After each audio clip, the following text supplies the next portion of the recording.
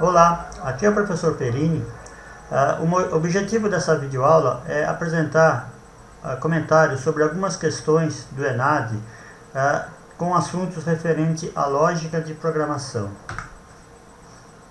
Bom, esse assunto, lógica de programação, é um assunto muito extenso, porque a gente deve relembrar todas as estruturas que a gente viu em algoritmos, em estruturas de dados. Então, por isso é importante essa videoaula. Bom, primeiro exercício, né? Primeira questão, a questão 9 do ENAD de 2014, do curso de Sistemas de Informação. Isso tem a ver com as disciplinas Algoritmos Computacionais e Estruturas de Dados. Vamos lá. Questão 9. Considere uma situação em que um professor que queira saber se existem alunos cursando ao mesmo tempo as disciplinas A e B tenha implementado um programa que, primeiro, inicializa um array A de 30 posições que contém as matrículas dos alunos da disciplina A. Segundo, inicializa outro array B de 40 posições que contém as matrículas dos alunos da disciplina B. E imprime a matrícula dos alunos que estão cursando as duas disciplinas, A e B, ao mesmo tempo. Considere ainda que os arrays foram declarados e inicializados, não estão necessariamente ordenados e seus índices variam entre 0 e n-1, sendo n o tamanho do array. Bom, ele dá aqui então a estrutura for i igual a 0 to 29, for j igual a 0 to 39 e o código dentro que a gente deverá preencher. Com base nessas informações, conclui-se que o trecho a ser incluído nas linhas 3, 4 e 5 do código acima para que o programa funcione corretamente é. E aí eu tenho 5 alternativas para a gente decidir qual é a alternativa correta. Bom, vamos a algumas considerações. Para utilizar o array B, o array A é utilizado um laço com índice i. Então está aqui, for i igual a 0 to 29. O array A não tem 30 elementos, então de 0 a 29. Para utilizar o array B é utilizado um laço com índice j. For j igual a 0 to 39. Portanto, as comparações devem seguir os índices corretos. Então veja, se eu for comparar A de i com B de j, para verificar se o valor que está no A, no vetor A, é o mesmo do valor do vetor B, que é no índice J. Então veja, eu creio que a parte mais difícil ele já deixou aqui, ó, que é a construção dos dois laços. O I vai correr todos os elementos do vetor A e o J vai correr todos os elementos do vetor B. Então, o que eu tenho que fazer para a gente acertar isso? É só verificar se as comparações estão corretas. Se o índice de A está correta e se o índice de B está correto. Tá? Bom, vamos lá ao item A. A de I é igual a B de J. Aí se for, eu printo o A de I. Tá? Então isso aqui está correto. Vamos ver as outras alternativas, ver se não tem alguma coisa correta também. Ó, A de J, bom, já está errado porque o A tem que seguir o índice I, não o J. Então a B não pode. O C, A de I é igual a B de J. Opa, a comparação está corretinha. Só que ele vai printar A de J, ó. O A sempre vai seguir o I, não o J. Alternativa D. A de I é igual a B de I, não pode. B tem que ser de J. A de J é igual a B de J? Também não pode, porque o índice do I não está correto. Então, a nossa alternativa correta é a alternativa A. Vamos exemplificar aqui, olha, eu tenho os dois arrays que eu já inicializei com os elementos. Aqui o array A com 30 elementos, o array B com 40 elementos. Então, veja, ó, essa aqui é a nossa alternativa correta. Essa é a nossa estrutura correta. Se o A de I é igual a B de J, eu vou printar A de I. Então veja, o que ele vai fazer? Ele vai pegar aqui, ó, o 110, que vai estar no I, ó, e ele vai correr todo o vetor B para verificar se ele vai encontrar o 110. Ele não vai encontrar, depois ele pega o 120, pega o 130, pega o 40 e assim por diante. Vejam que os dois vetores não estão ordenados, não precisa. Ó, por exemplo, 40, quando ele vai pegar o A de 3, ele vai comparando, opa, achou? Ele printa. Tá? Então, ó, o 40, o 13, o 80, o 100 e o 30. Então, esses são os elementos, as matrículas cujos alunos estão nas duas disciplinas. Ok? Então, verificando novamente, item A. Aqui tem a implementação completa em C, a criação no main e a pesquisa. Resultado novamente: 40, 13, 80, 100 e 30. Ok? Bom, vamos para o próximo. Então, a questão discursiva 5 do ENAD de 2011, agora referente ao curso de Análise e Desenvolvimento de Sistemas. Tem a ver com disciplinas, algoritmos computacionais e estruturas de dados. Vamos lá.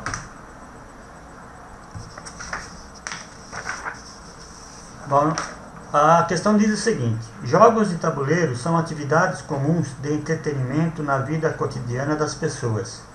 Uma de suas características é a necessidade do uso de um tabuleiro com localizações bem definidas para o posicionamento de peças, podendo indicar também as fases do jogo. No livro Homem que Calculava, de Malbataran, há uma história na qual um rei deveria efetuar o pagamento pelos serviços de um de seus conselheiros, dando-lhe uma certa quantidade de grãos de trigo a ser calculada da seguinte forma: coloca-se um grão de trigo na primeira casa do tabuleiro, 2 na segunda casa, 4 na terceira casa, 8 na quarta casa, e assim dobrando-se sucessivamente até a última casa. Considerando o tabuleiro 4x4 ilustrado acima, contendo a indicação da ordem das casas, construa um único algoritmo que: a. Calcule, armazene em uma estrutura e escreva em ordem a quantidade de grãos de trigo em cada casa do tabuleiro. B. Calcule, armazene em uma variável e escreva a quantidade total de grãos de trigo presentes no tabuleiro. Vamos lá então. Como vai ficar o tabuleiro então? Então eu tenho um tabuleiro com 16 casas. Então eu quero começar na primeira casa, colocar 1 grão de trigo. Na segunda eu vou dobrar, vou colocar 2, 4, 8, dobrando sucessivamente, até que na casa 16 eu vou ter 32.708. Bom, o que eu quero? O que a questão está pedindo? Eu quero que mostre em cada casa a quantidade de grãos de cada casa e ao final o total dos grãos, que vai dar aqui 65.535. Bom, vamos ver uma solução em pseudocódigo. Então, primeiro eu vou construir um array, né, um vetor para 16 posições, que vai de 0 a 15. Tá? Então é uma estrutura simples de se trabalhar. Vou ter as minhas variáveis, que vai ter o índice e o total de trigo. E aqui eu vou ter uma construção. Bom, vamos voltar aqui, só quero explicar uma coisa. A gente pode ver que eu coloquei aqui, ó, 1 é igual a 2 elevado a 0. 2 é 2 elevado a 1. 4, 2 elevado a 2. E assim por diante. Até 2 elevado a 15. Então veja, a gente pode construir um laço onde o meu identador, o izinho do for, vai ser o expoente aqui dessas potências de 2. Ok? Então voltando aqui novamente.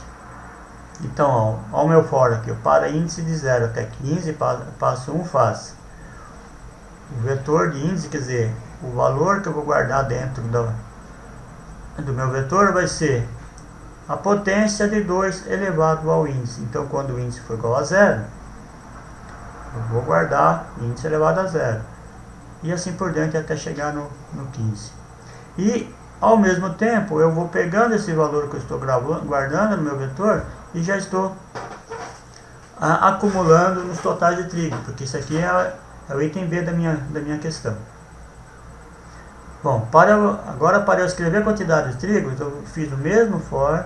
Eu vou colocar lá, quantidade de trigo na casa 0, ou na casa 1, né, índice mais 1, vai ser tanto, e assim por diante. Vamos ver na linguagem C. Aliás, aqui eu fiz em Java, né? Vendo em Java, aqui ó, criei meu vetor de inteiros para 16 posições, total de trigo, comecei zerado. Então i igual a 0, enquanto i for menor que 16, o vetor de i vai receber match.poll de 2,i. Então 2 elevado a 0, 2 elevado a 1, até 2 elevado a 16. Total de trigos, aqui eu estou somando o valor que eu estou gravando no meu vetor, para ao final eu ter a quantidade total de trigos. Então, para escrever então o resultado do meu exercício. Então, a quantidade de trigo na casa 1 é igual a 1, na casa 2 igual a 2, e assim por diante. Vamos ver o resultado. E ao final, eu vou mostrar o total de grãos no tabuleiro. Então, tá aqui, ó. Esse quantidade de trigo em cada casa é o item A da minha questão. E o total de trigo no tabuleiro é o item B.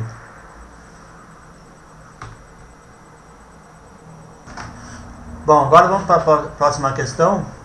Uma questão do curso de Ciência da Computação, no ENAD de 2008, a questão 18. Abrange as disciplinas algoritmos computacionais e estruturas de dados também. Vamos lá, questão 18. Os números de Fibonacci constituem uma sequência de números na qual os dois primeiros elementos são 0 e 1 e os demais a soma dos dois elementos imediatamente anteriores na sequência. Como exemplo, a sequência formada pelos 10 primeiros números de Fibonacci é 0, 1, 1, 2, 3, 5, 8, 13, 21, 34. Mais precisamente, é possível definir os números de Fibonacci pela seguinte relação de recorrência. Fib de n é igual a 0 se n for igual a 0. Fib de n igual a 1 se n for igual a 1. E Fib de n é igual a Fib de n menos 1 mais Fib de n menos 2 se n maior ou igual a 1, se n maior que 1. Abaixo apresenta-se uma implementação em linguagem funcional para essa relação de recorrência. Então, é Fib de 0 é 0, Fib de 1 é 1, e Fib de n é Fib de n menos 1 mais Fib de n menos 2. Considerando que o programa acima não reutilize resultados previamente computados, quantas chamadas são feitas à função Fib para computar Fib de 5? Bom, essa é uma questão que sempre nos ENADs que apareceram nesses cursos de TI, sempre aparecem questões referentes a Fibonacci, a série de Fibonacci, e referente à recursividade. Então isso aqui é uma função recursiva, veja.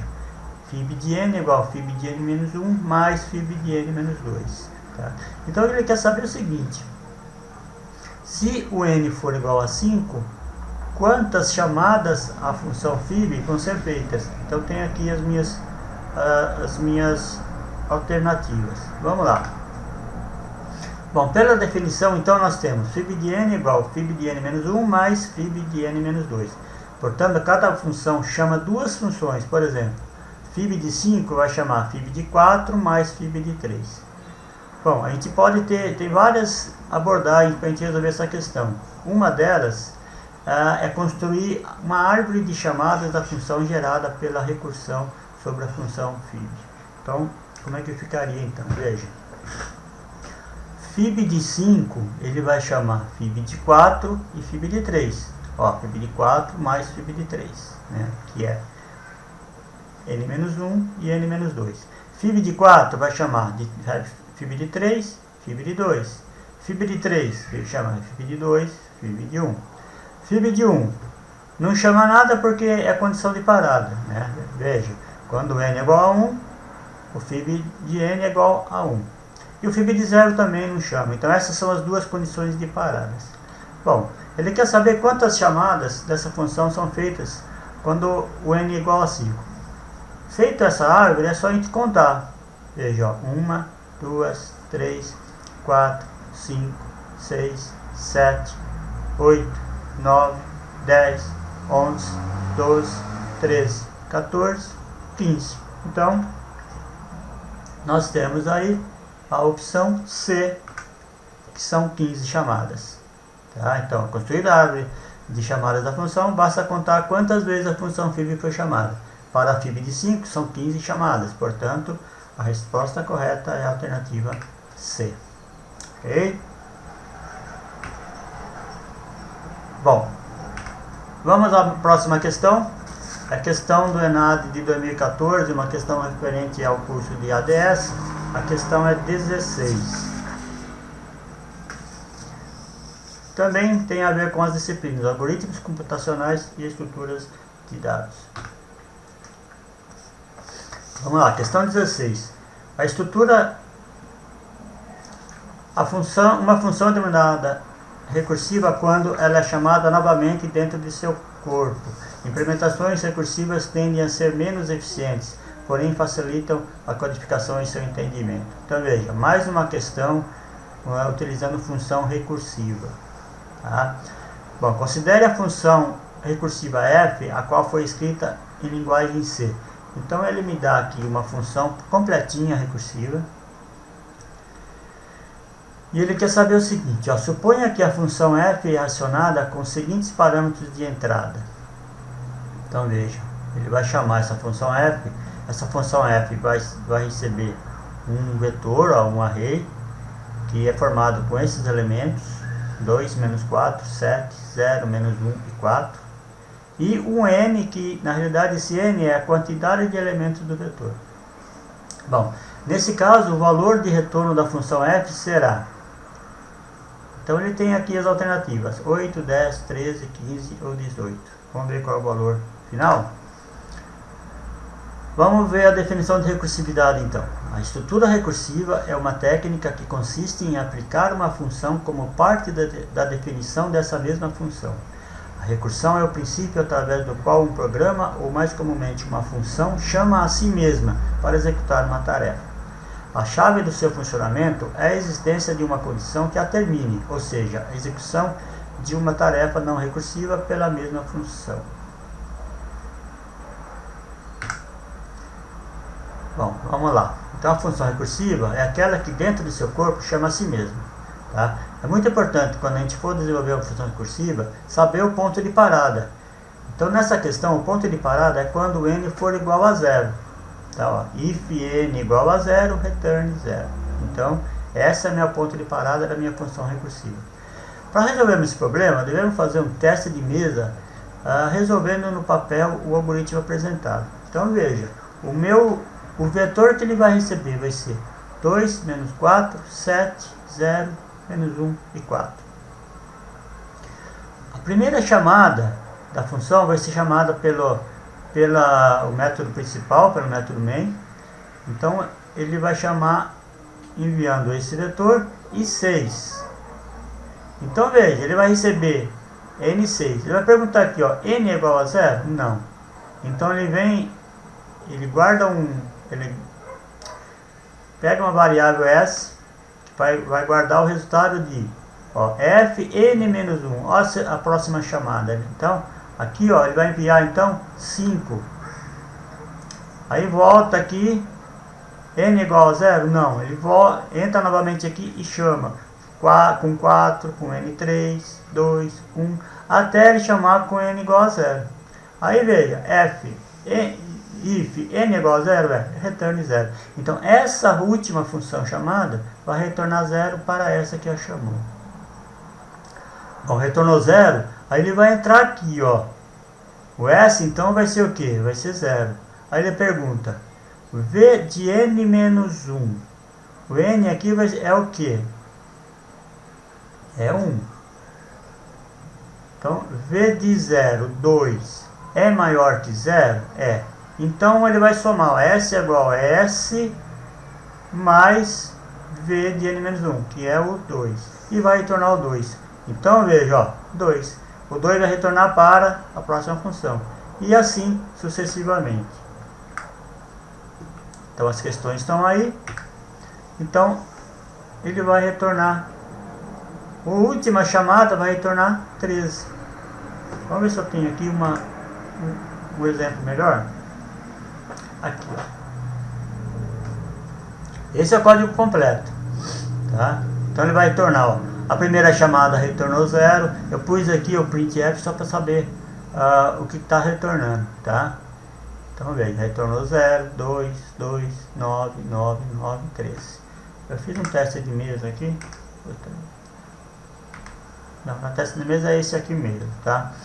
Então, para a gente entender melhor, é complicado uma função recursiva a gente entender a primeira vez, tá?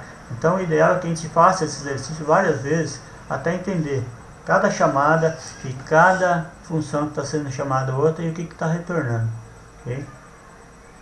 Bom, então a questão aqui é a alternativa é C, então retorna no final 13. Então o que aconteceu aqui? Se a gente for perceber o que está fazendo essa função recursiva, ela está somando todos os números que sejam maior que 0, números positivos. Veja, ó, 2 mais 7 é 9, mais 4 é 13, ok? Bom, vamos para mais uma questão. Agora a questão discursiva 3, então essa não é de alternativa, é uma função discursiva, ok? A gente vai vamos entender que essa questão é do curso de Sistemas de Informação, as disciplinas também de Algoritmos Computacionais e Estruturas de Dados.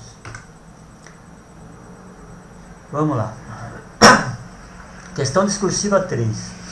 Uma aplicação mantém um grande conjunto de dados ordenados em uma lista linear em memória, implementada na forma de array. Os dados são estáveis, ou seja, são realizadas poucas operações de inserção e remoção, e a aplicação exige grande quantidade de pesquisas. Sabe-se que vários algoritmos permitem realizar pesquisas em um conjunto de dados, sendo alguns mais eficientes que outros. Nesse sentido, a pesquisa binária apresenta características bem definidas para se encontrar um dado procurado. Considerando o contexto apresentado, desenvolva um algoritmo de pesquisa binária de forma imperativa ou orientada a objetos, utilizando qualquer notação em português estruturado ou em uma linguagem de alto nível, como Pascal, C ou Java. Bom, vamos lá. Vou falar um pouquinho da pesquisa binária.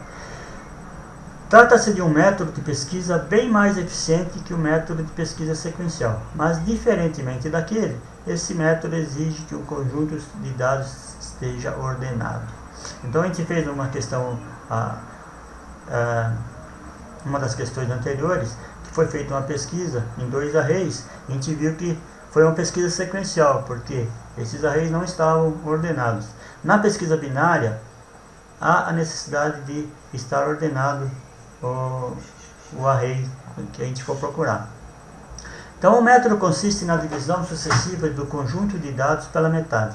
A cada divisão, a partir da primeira, compara-se o valor procurado com o valor que se encontra no ponto médio determinado pela divisão.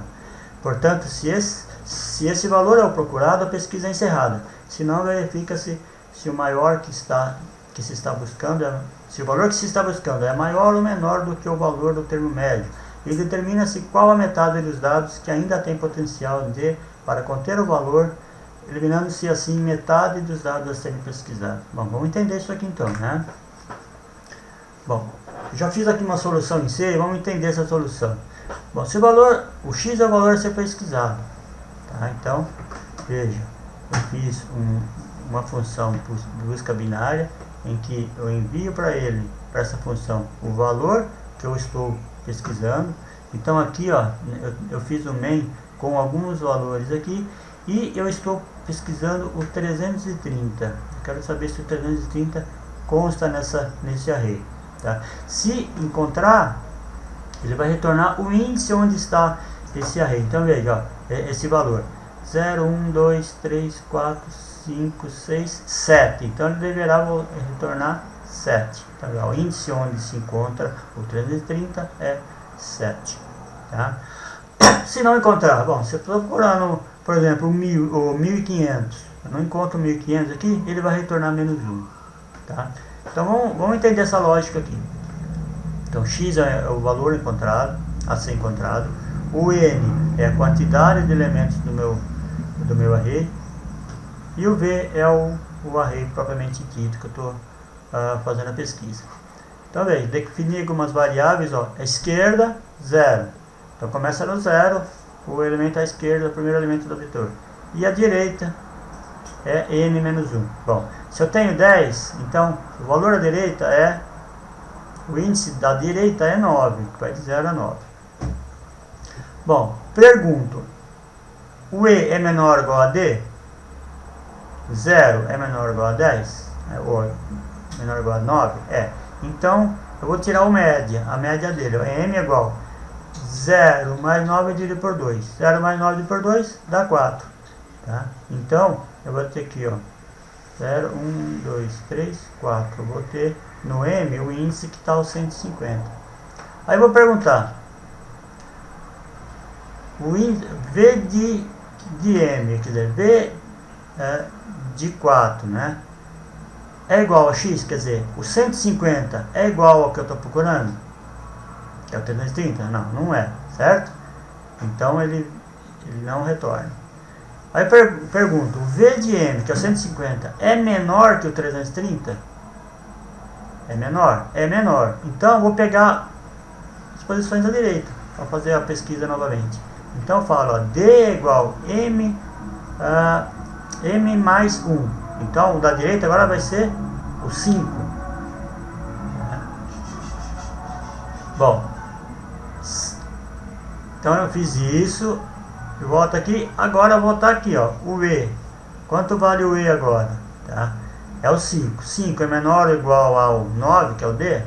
É. Então vou verificar. V de 5.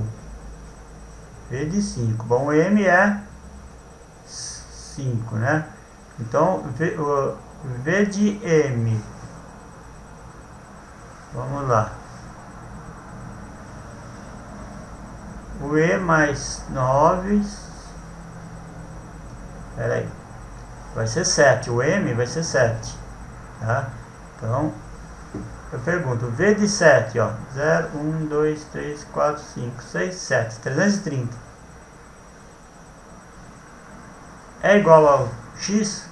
330? Olha lá, encontrei. Tá? Encontrei, então eu retorno o M, ó. Tá? Retornei para cá. Vamos ver. Olha, índice onde se encontra 330 é o 7.